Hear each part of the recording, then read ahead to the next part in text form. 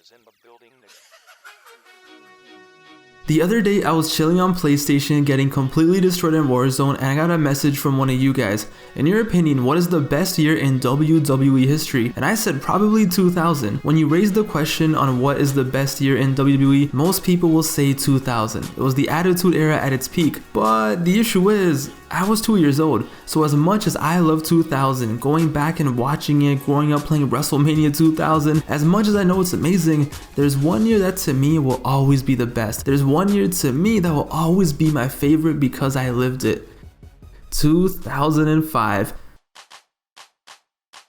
05 was perfect. I was 7 years old running around singing Candy Shop not knowing what the fuck it meant. I was watching Mr. and Mrs. Smith and I couldn't wait to grow up and have a 1v1 deathmatch with my wife in the kitchen. And man, wrestling for me was everything. 2005 is one of the best years in WWE history and it's my personal favorite. So this is a random, off the top of my head, a love letter to the WWE in 05. And honestly, where do I really even start? This year had everything. You want epic matches, you had it. You want surprises and shocks, you had it. You want Vince McMahon tearing his quads on live TV in the middle of the ring and pretending everything was okay, you definitely had it. 05, the year that we all know Batista and John Cena became the faces of a generation. Batista, after over 2 years of being Triple H's bitch in Evolution, finally stepped up. He won the Rumble and in the iconic segment did the thumbs up, thumbs down on Raw, powerbombed Triple H through that table, and went on to WrestleMania and became World Heavyweight Champion. This was the perfect wrestling storyline, but the best part was, it didn't just end at WrestleMania, nah. This went on to Backlash and then Vengeance, where those two had one of the most underrated Hell in a Cell matches ever. And of course, we know all about John Cena, who went on to become the biggest star in wrestling. 05 featured one of my favorite Cena matches of all time. Only the real ones know about this one. John Cena versus JBL in an I Quit match. This was such an epic brawl. As a kid, I was shook at the level of violence I saw. There was so much blood,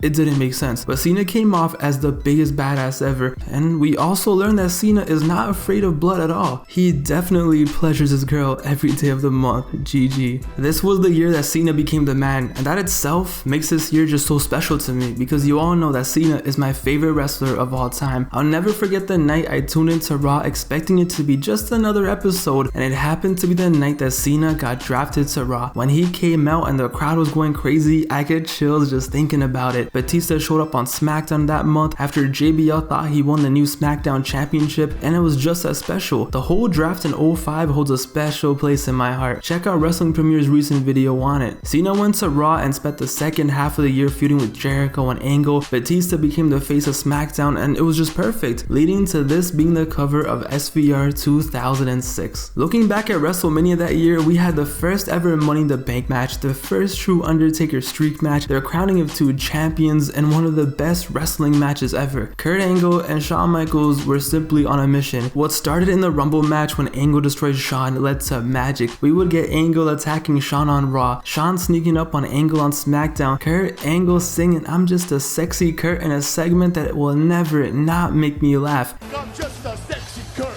Sexy Kurt. I'll make your ankle hurt. And we finally got Shawn versus Angle, the dream match at WrestleMania, and you guys already know how epic that was, but they had 2 more matches that year. But speaking of year-long storylines, when I think of 05, the first storyline that comes to my head is Randy Orton versus The Undertaker. Randy Orton, the Thought Killer, in February RKO'd his girlfriend, and nothing was the same. His year-long feud with The Undertaker is just so special. First at Mania and Taker won, and we thought it was okay, the story is over, it's all good in the hood, Randy lost, goodbye, till he pulled up on an episode of SmackDown in June and got it popping again. He hit that RKO on Taker and it was on, which led to Randy getting the best of Taker for months. He beat him at SummerSlam, he beat him on SmackDown, he casually put The Undertaker in a casket and set it on fire. Obviously I wasn't watching when Kane did this in 98, but when Randy did this in 05, you best believe I was speechless. I'm like, oh shit, they did it. They killed The Undertaker. I thought he was already dead, but now I knew for sure that he was dead.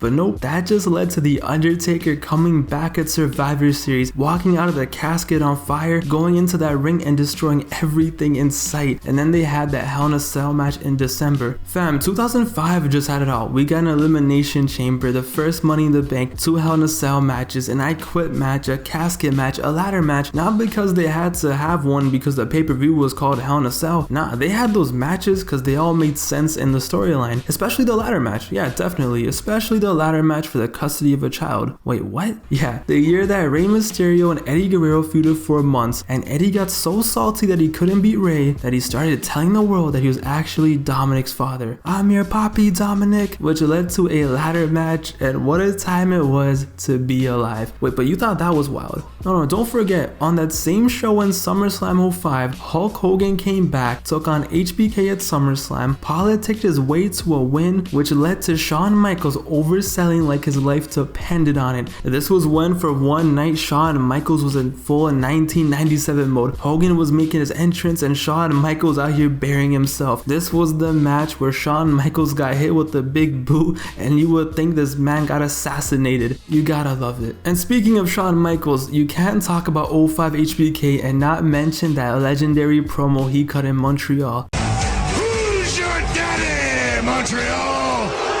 The Matt Hardy vs Edge and Lita program was wild. When reality mixed into wrestling a bit too much, you had Matt Hardy and Edge jumping off stages, steel cages. Edge was out here beating up Matt so bad that I'm 99% sure this is why Matt Hardy went insane in 2016. The fact that the WWE used this and leveraged it into a storyline is crazy. So in real life, Lita cheated on Matt with Edge. The WWE released Matt Hardy, but then was like, you know what? Let's bring him back so we can have Edge beat his ass. They really used this real life situation as a storyline, and there was just so much craziness going on. Muhammad Hassan pulled up to SmackDown and did this on an episode of SmackDown the same week that this happened in London, but they didn't care. They didn't cut it out. They're like, you know what? YOLO. Y'all remember the Master Lock challenge? Your childhood was incomplete unless you did this to your friend at recess to see if anyone could truly escape. And I'm gonna be honest, yo, it's basically impossible to escape that. Everything about 05 was perfect. The shows had their own vibes, the intros, the pay-per-views, the roster, the video game, SmackDown vs Raw at Survivor Series, which was basically our version of Crips and Bloods being played out. The WWE was just taking the most random chances. In June of 05, there was ECW One Night Stand, where for one night in the Hammerstein Ballroom, ECW was alive and well, and the WWE put on an authentic feeling pay-per-view with flaming tables, the hostile crowd and all. And that's the thing, I look back at 05 and I just get so happy. There were so many amazing moments, but the thing is, I can't believe that half of this stuff happened. I can't believe that 2 men fought over the custody of a child. I can't believe they had an ECW pay-per-view in the middle of the year. I can't believe that Edge and Lita and Matt Hardy, their whole love triangle became a storyline, and just everything. It was just crazy, and I truly feel blessed that I was able to witness this live as a kid, and this was when my WWE fandom was at its highest, and it's so easy to see why. 2005 is without a doubt my favorite year in WWE history. If you couldn't watch an episode, you were actually sad because you probably missed out on the best sweet chin music ever, or Eugene becoming an Olympic gold medalist. Every week something was going down. But in the description there will be a link to a post I made on the WrestlinGifs subreddit where I list the essential pay-per-view and matches that you have to watch from 05. So go check it out and go reminisce and enjoy 2005. In the comments below, let me know your memories of